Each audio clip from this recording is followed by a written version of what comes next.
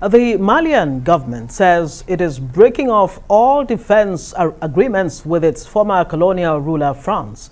The announcement is the latest confirmation of deteriorating relations between the junta in Mali and France.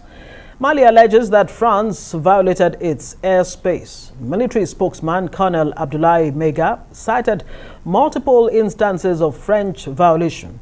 He refers to the June 2021 decision by France to end joint operations with Malian forces, and he mentioned France's decision taken in February to pull out its troops from Mali. The Malian authorities say they have informed Paris of the decision.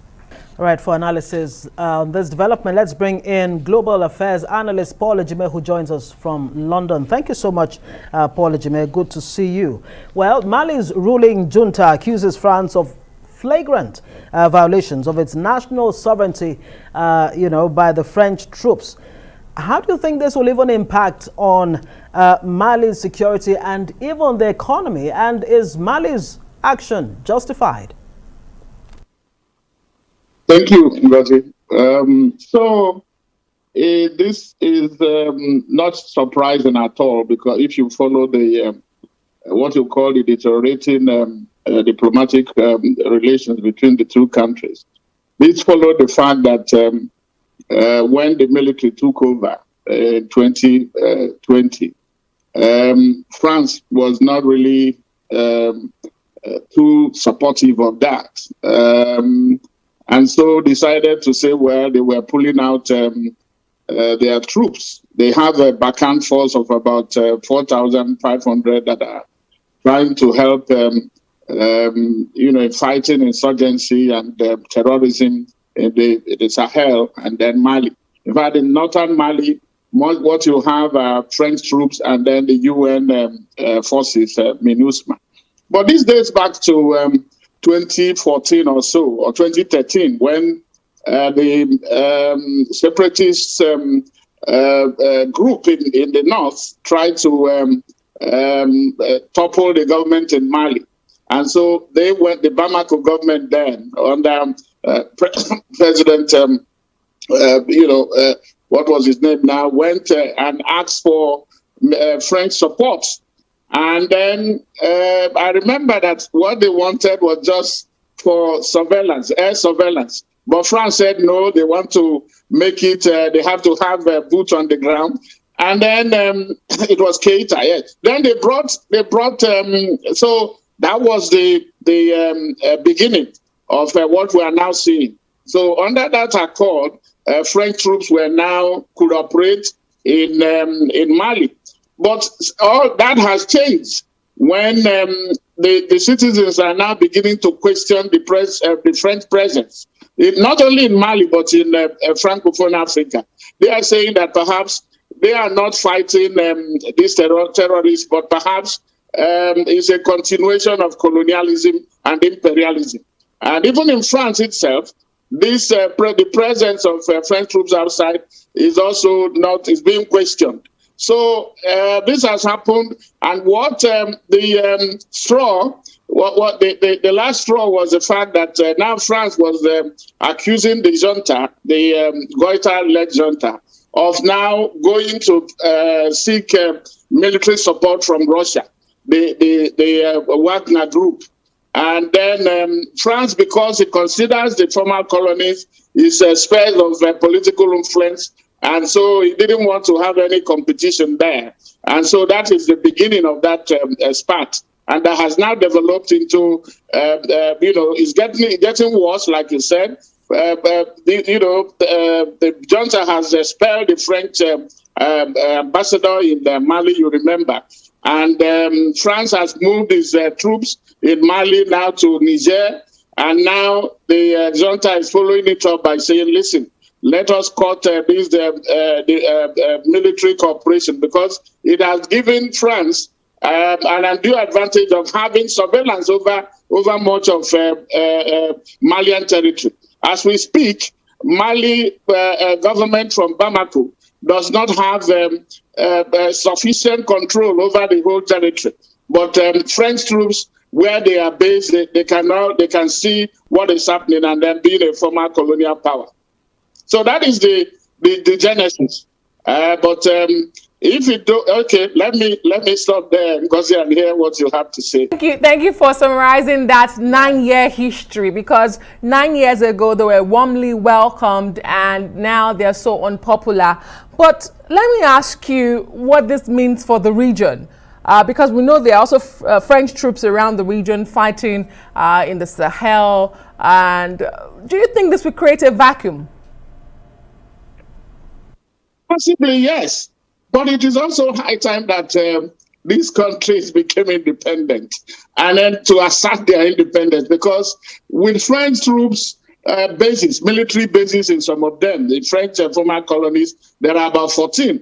And France is having an overbearing influence over them because they have these French bases and then also controls their finances. And then in the exploitation of their resources, France has the first, needs to will be considered first rejection before going to other places. So, but then you ask, is that when you have political independence without economic independence or defense independence, is that really independent? So if what is happening could lead to some of these countries asserting their own, self-determination. Because actually without them, I mean, France will become will be a third world country. It enjoys so much. It will tell you, Paris will tell you where we are protecting these people, we are providing that. But it couldn't have been without French interest. So yes, there could be the vacuum, but when will Africans now begin to take their own security seriously and not rely on foreign forces to do that? So perhaps this is one critical juncture where the Africans will have to begin to look for African solution to African problem. Absolutely. And your point being made is this really hasn't been a mutually beneficial relationship between Mali and France. And you could also say the same, for other joining countries. But can Mali actually survive security-wise, economy-wise, breaking off this important defense ties with France? It can be difficult, but it's also doable. And then what will happen is that perhaps many other the francophone countries are also looking at what is happening in Mali. If Mali manages to pull through, I think you will see some other countries. Look at the coup that happened there. Then it happened in Guinea and then in Burkina Faso. These are all former French colonies. And then, by the way, some of them are also the former colonies, French colonies, are also moving to join the Commonwealth. For instance, Gabon and which is the other country now, Togo, they have applied to join the Commonwealth. What does it say? It appears that they're not getting the sufficient exposure and then benefit from just being, cocooned under this French color, what do you call it? String that is being tied around their neck.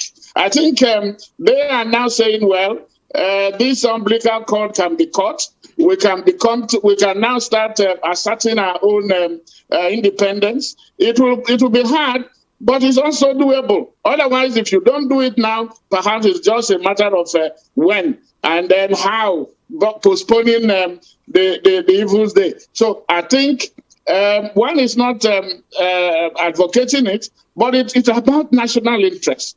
International relations is about national interest. About from domestic, then you get to the international affairs. So if the Malians are not, and so at this moment, I think the Goita regime appears to be enjoying the support of Malian population. And if that is what they want, why not? You go for it. And then also be able to get the consequences. The consequences are that you should now be ready to get some assaults or, some consequences in terms of the fact that you might not be able to police or sufficiently have the surveillance over all your territory. But that can be done. There are people beyond France. There is Russia, there is China, and the other countries, other powers that can support, because that is the where France has actually gotten it wrong.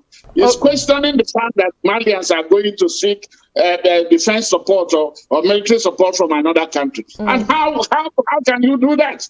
Bilateral relations, these are sovereign countries, and they should assert their sovereignty and not depend on France. I agree with you, it will come with some price, but okay, wherever, independence also will have to come with a price. Some policies and decisions will definitely have their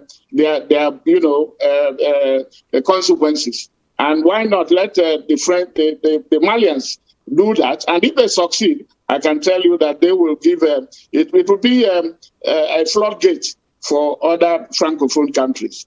Well, let's hope we are now having this conversation, thankfully, in the next 9 years. Let's hope history will not repeat itself, because now they are warmly welcoming the Russian Wagner group. And that's how it happened for the French forces. But thank you so much, Paul Ejime, international affairs, global affairs analyst, for joining us on the news tonight. We do appreciate your time.